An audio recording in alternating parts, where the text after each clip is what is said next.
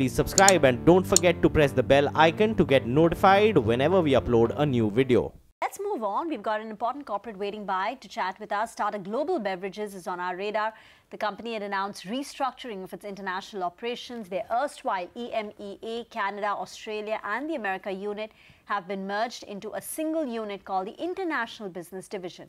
To discuss this and more, we're now joined by Ajoy Misra, the MD of the company. Good morning. You recently announced a rejig of your international business into a single unit. What are the benefits that you're accruing or you expected to accrue from this particular move? Yeah, so essentially what we have done is we had two regions and therefore regional superstructures to manage the business outside of India, and the two regions were EMEA, UK EMEA, and CAA, which is Canada, America and Australia.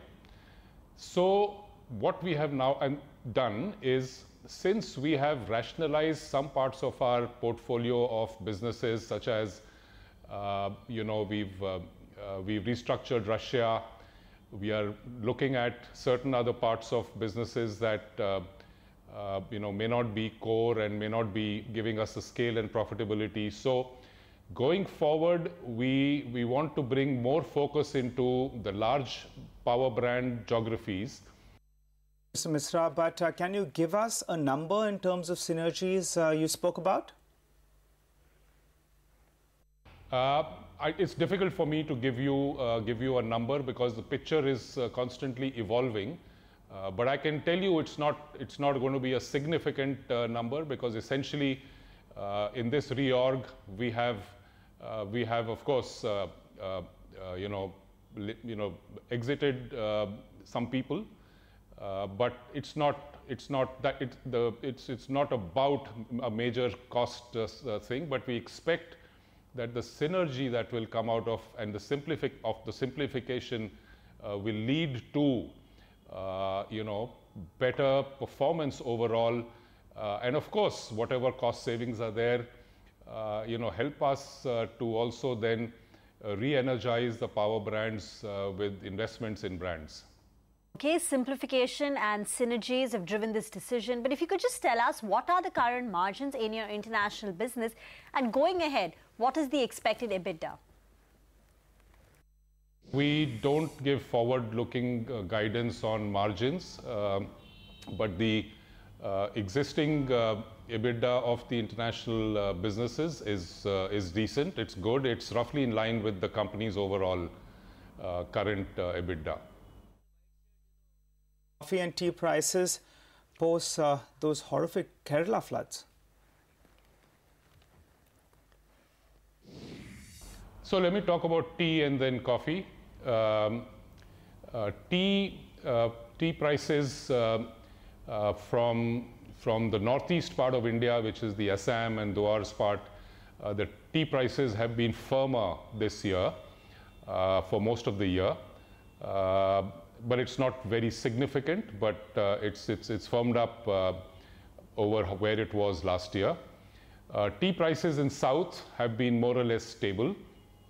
The heavy rains that you referred to in Kerala have had some impact on tea crop, with tea plantation companies there, including our associate company, Kanandevan Hill Production Company, KDHP. But we believe it's not very significant as a number, and we don't expect that to have any material impact on the marketplace. Talking about the heavy rains in the coffee areas of Coorg and such like, where our subsidiary company Tata Coffee plays in, we are still trying to assess the damage. Again, I don't believe it will be something very significant, but of course there has been some damage, and we focused more on, alongside while we are making the assessment. Our immediate task actually was to address the workers and the situation, and to create relief camps and food and drinking water and all of those aspects. And I'm glad that both our associate company and subsidiary company for coffee and tea have actually managed the situation very well, and things are back to normal almost. Okay, what about the debt on your books? If you could just give us the latest number and any plans to deleverage it? So Tata Global Beverages is actually a net cash positive company, and hence we don't have the concept of deleveraging, and that doesn't apply to Tata Global Beverages. Well, sir, you must be having some internal targets in terms of growth. What is the company aiming at in terms of growth for FY19? And also, if you could give us some color on FY20. So last year we achieved a growth of slightly over 30%. And I think while we don't give forward-looking statements on this, I think we're on a very strong growth trajectory, and you may even notice if you track our number of store openings, we have accelerated consciously, and that trend will continue. Okay, Mr. Misra, we leave it at that. It's a pleasure talking to you. Thanks again for joining and speaking to CNBC TV18.